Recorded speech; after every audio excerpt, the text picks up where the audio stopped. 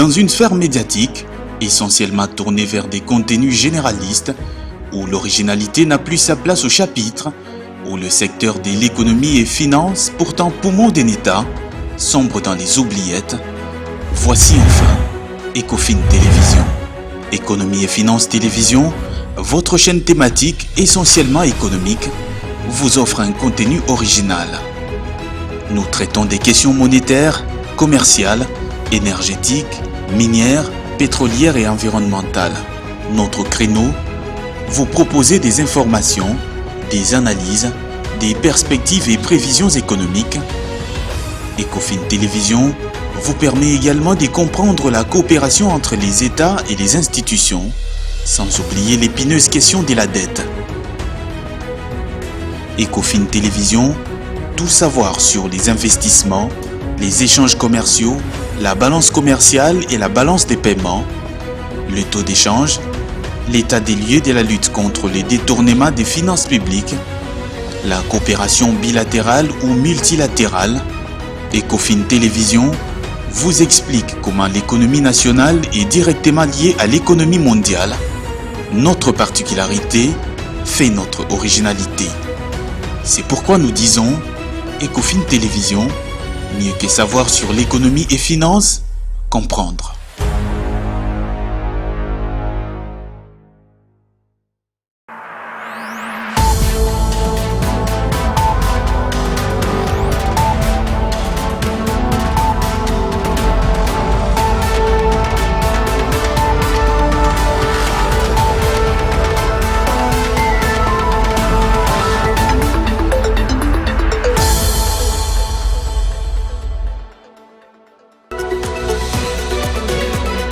Initialement projeté à 6%, le taux de croissance économique de la République démocratique du Congo pourrait atteindre 7% d'ici fin 2023.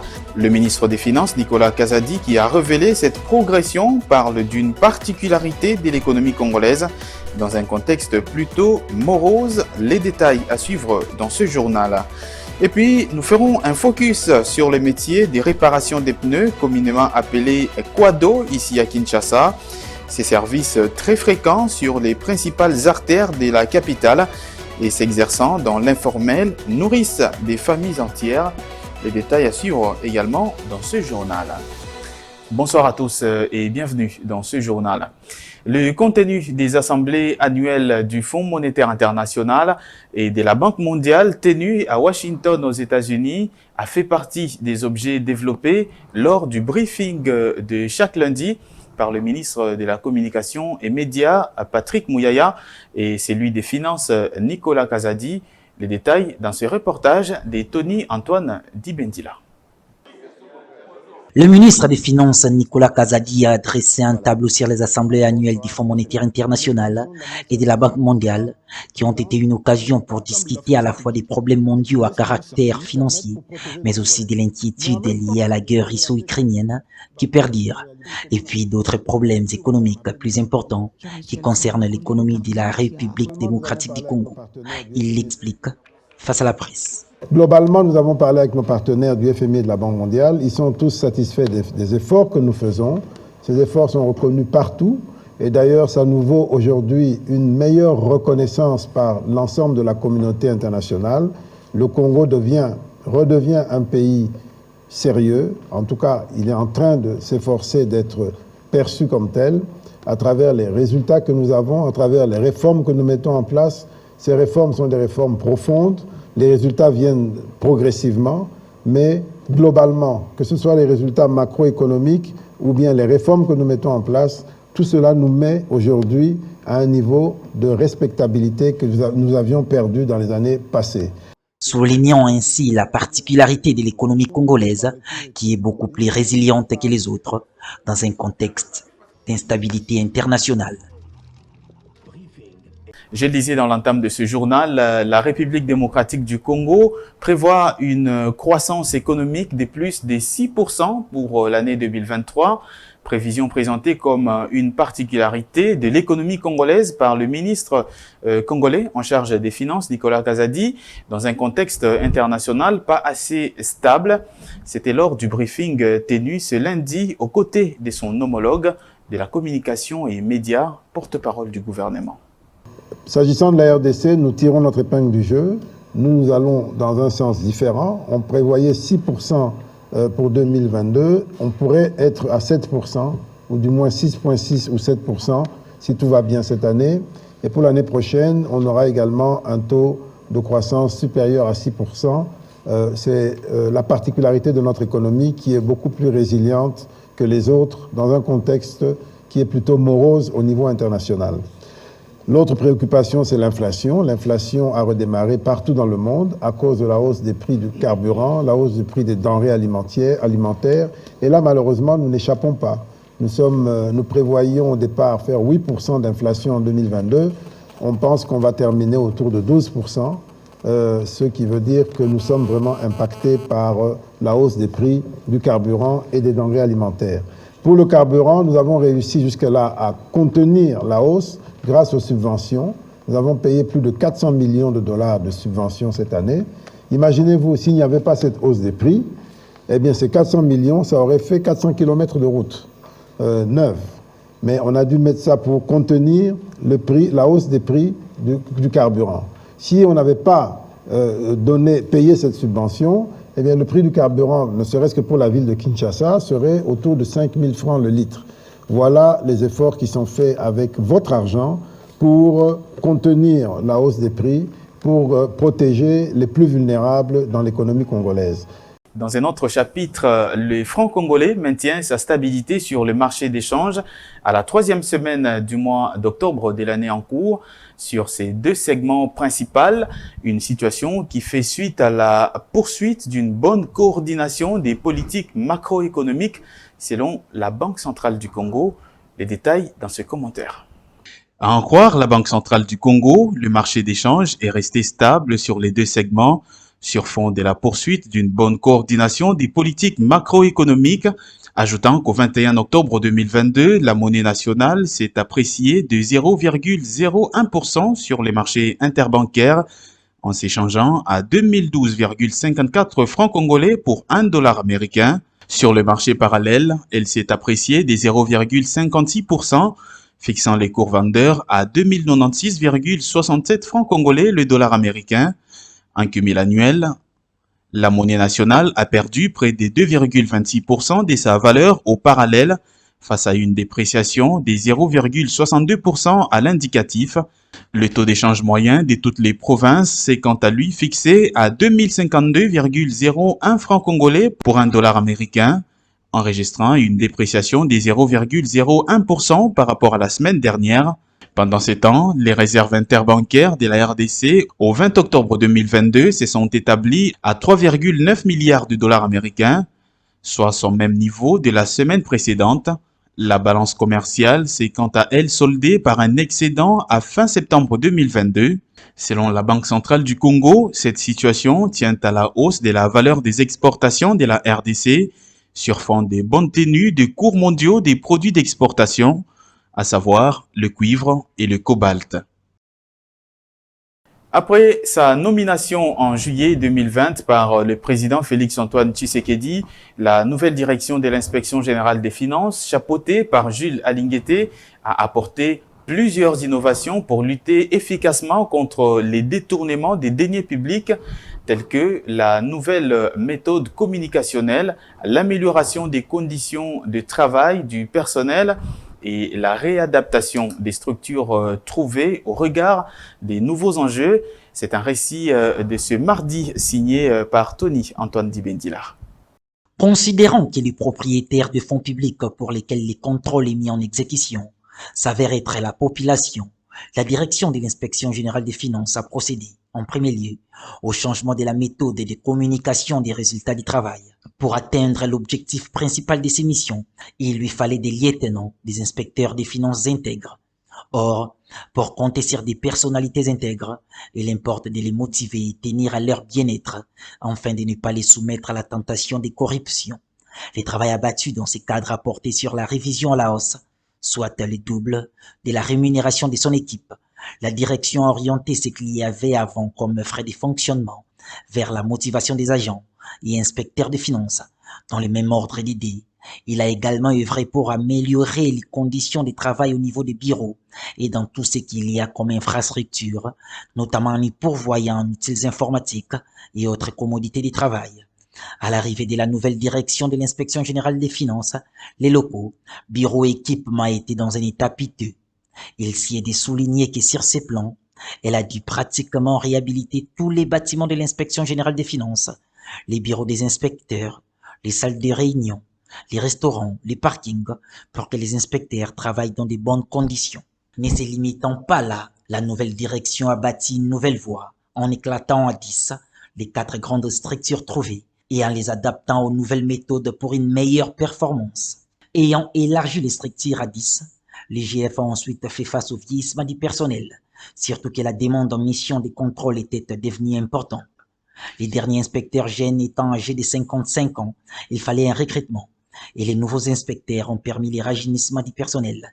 Et donc, plusieurs inspecteurs des finances ont été recrutés et sont déjà opérationnels. Et contrairement à une certaine période, les services est constitué actuellement, outre des juristes et économistes, des ingénieurs en informatique.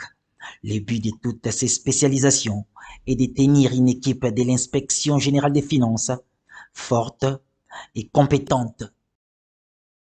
Venons-en maintenant à cette information. Je le disais dans l'entame, les longs des grandes artères de Kinshasa, il est rare en tout cas de ne pas croiser les services de réparation des pneus, communément appelés quado, une sorte de travail largement informel qui pourtant représente souvent la source principale des revenus pour certaines familles, mais qui s'exerce non sans difficulté. C'est un reportage de Philo Chiloba rendu par Betty Tamfomu sous les images de Joe Manana. À Kinshasa, l'informel occupe une bonne partie des activités économiques. De jeunes et personnes âgées s'adonnent à des différents métiers pour subvenir aux multiples besoins. Ainsi, le service quado fait partie de la panoplie des services enregistrés dans la ville. Tel est l'exemple de travailleurs rencontrés à Bandalungwa, une des communes de Kinshasa. Ici, on y trouve de pneus de toutes sortes pour les véhicules comme 155/12, 225/75 et 900/20 qui sont généralement soumis à la réparation. Ce travail est la principale source de revenus pour leur foyer. Seulement plusieurs difficultés comme le tracasserie policière ne permettent guère un travail paisible.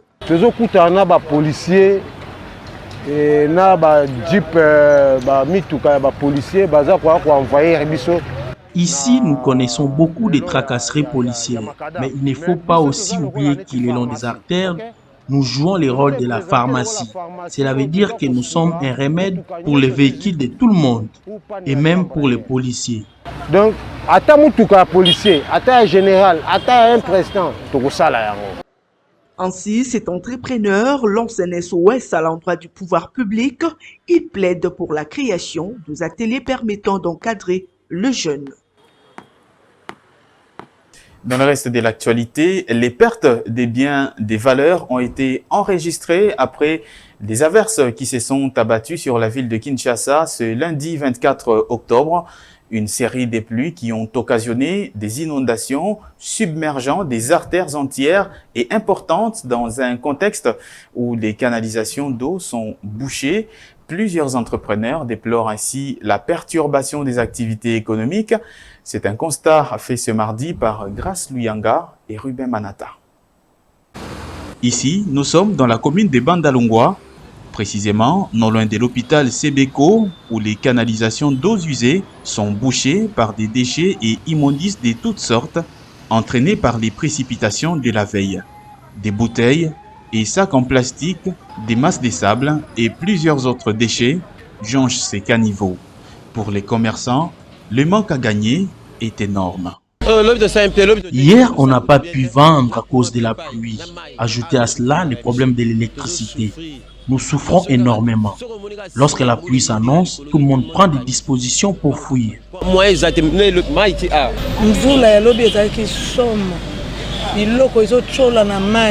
Hier, c'était compliqué. Les marchandises sont parties dans l'eau. Nous vivons dans des conditions inhumaines. Les caniveaux avec les odeurs nauséabondes jusqu'à côté des Maléwa.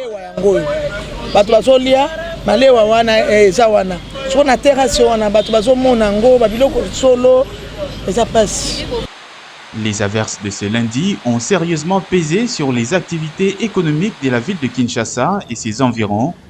Les vendeurs et quelques entrepreneurs déplorent ainsi l'état des caniveaux de la ville après chaque pluie et demandent aux autorités urbaines de trouver rapidement une solution adéquate. Les travaux de réhabilitation de l'avenue Kalembelembe sont suspendus il y a cela plusieurs mois. Les passagers de ce tronçon situé dans la commune de Lingwala ne jurent que sur la fin des travaux de cette route pour faciliter les échanges économiques notamment. Suivez ces reportages de Philo Chiloba et Ruben Manata. Ici, nous sommes sur la route Kalembelembe, comme on le constate ensemble, sur l'arrêt de travaux. Le trou ou creuseux pour le nivellement de cette route avec ces pluies ne permettent pas aux véhicules, motos et piétons de circuler aisément afin de vaquer librement à leurs occupations. Les usagers de cette route préfèrent encore leur route à l'état d'avant, comme ils le disent eux-mêmes. Depuis que construction est à Kaliboso et Boaki Kamabanga, jusqu'à là, les lots. Il y a différents par rapport au modèle. N'habitez pas à marché public dans l'entreprise. Est-ce que la commission de contrôle est la commission de marché? Basali, la commission de contrôle est la contrôle de Makamboana. Ça vous a recruté parce que tout le temps, nuit et jour. Ces projets de réhabilitation de routes en République démocratique du Congo, plus particulièrement celle de Kinshasa, comme annoncé par le gouvernement, avaient suscité un grand espoir chez le Congolais. Mais aujourd'hui, ils constituent un mot de tête à ceux qui les fréquentent. Ces derniers n'attendent que l'intervention du gouvernement. Place à présent à la revue des presses et l'élu est sélectionné pour vous par Betty Tamfumu.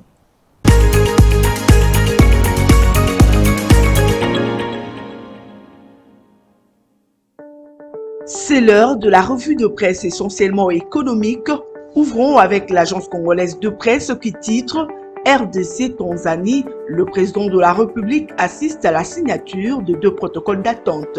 Les confrères notent la signature a porté sur 2 sujets. Les confrères notent la signature a porté sur 2 sujets et entré notamment aux échanges commerciaux entre 2 pays.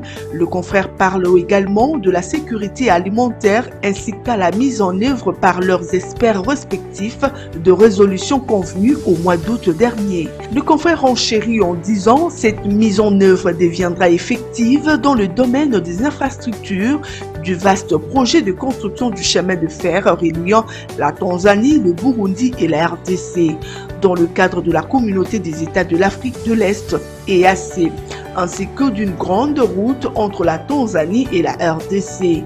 Le confrère note que la présidente Samia Suluhu, pour sa part, a conclu en soulignant que son pays reste prêt à coopérer avec la République démocratique du Congo pour son développement et sa stabilité. Le confrère précise que des experts congolais et tanzaniens ont travaillé depuis août 2022 sur les accords signés dimanche dernier en présence des 2 chefs d'État, a conclu le journal. Samalou Kondé reçoit le félicitations du FMI, un titre à retrouver dans le colonne du quotidien Forum 2As. Le journal précise que le Premier ministre Samalou Kondé a eu une réunion le lundi 24 octobre à la primature avec une délégation du Fonds monétaire international conduite par la conseillère du département Afrique et chef de mission du FMI. Le ministre du Budget et des Finances ainsi que le gouverneur de la Banque centrale du Congo. Le journal note qu'au sortir de cette audience, la représentante du FMI a confié à la presse qu'elle saluait les réformes entreprises par le gouvernement congolais pour l'amélioration du climat des affaires et dans la gestion de finances publiques. Le journal renchérit que grâce à cela, estime-t-elle, et nonobstant de risques dus à des facteurs exogènes sur le prix de matières premières, l'économie de la République démocratique du Congo est sur la bonne voie pour montrer encore plus de résilience malgré la situation mondiale globale peu résiliente. Selon la représentante du FMI en République démocratique du Congo, précise le confrère, si la RDC a pu maintenir sa croissance économique au-dessus de 5,5% pour l'année 2022, à la faveur de ses bons choix stratégiques et d'un secteur minier toujours plus fort, elle peut faire mieux pour 2023, conclut le journal. Samalou Kondé lance la 8e édition de Makutano, un titre à lire dans le colonne du journal Avenir. Le confrère écrit, lançant les travaux de la 8e édition du Forum Makutano le lundi 24 octobre 2022 à Kinshasa, le journal précise que Jean-Michel Samalou Kondé a invité la population congolaise à s'approprier le programme de développement local de 145 territoires de la République démocratique du Congo. Le confrère précise que c'est un programme qui est au centre de débats au cours de cette rencontre économique réunissant plus de 600 membres actifs, chefs d'entreprise et décideurs pour la réappropriation des économies nationales, cette fois-ci sous le thème infiniment territoire. Le confrère note que le Premier ministre a répondu avec aisance aux différentes préoccupations de son interlocuteur sur qui vont exécuter les travaux, à quand la première livraison, quelles sont les agences d'exécution, en quoi consistent ces travaux, etc. À la même occasion, le Premier ministre a annoncé la livraison de la première phase de ces projets qui consiste en la construction des écoles, de centres de santé et de bâtiments administratifs dans un délai de 6 mois. Au journal de préciser que la plénière des clôtures de Makutano 8 aura lieu à Mbujimaï en présence du président de la République, Félix-Antoine Tshisekedi, le jeudi 26 octobre 2022, conclut le journal. C'en est fini pour la revue de presse essentiellement économique. Merci de l'avoir suivi.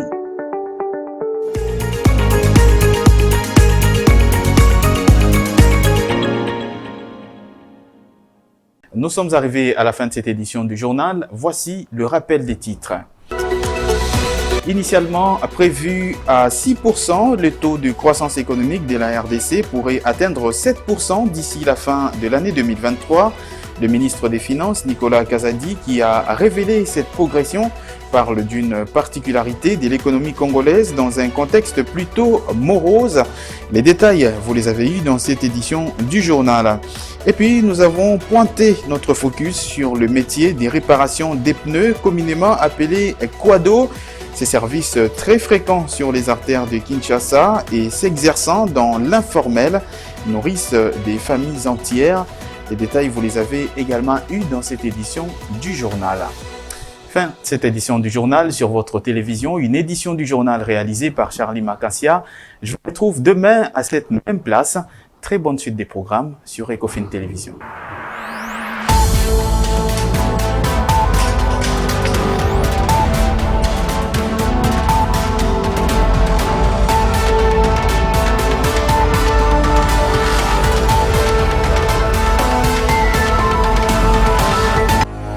Dans une sphère médiatique, essentiellement tournée vers des contenus généralistes, où l'originalité n'a plus sa place au chapitre, où le secteur de l'économie et finance, pourtant poumon d'un État, sombre dans les oubliettes, voici enfin Ecofin Télévision.